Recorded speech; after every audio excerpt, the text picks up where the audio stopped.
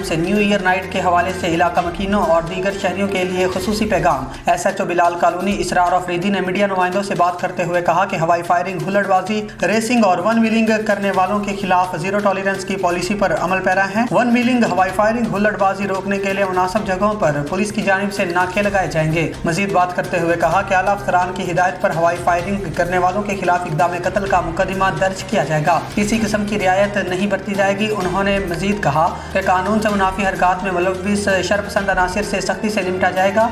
One wheeling, असलहा की नुमाइश और हवाई फायरिंग की इत्तला 15 पर मेरे मोबाइल नंबर पर 0333 21 88 909 पर बर वक्त दी जाए। पुलिस की जानिब से फौरी कार्रवाई अमल में लाई जाएगी।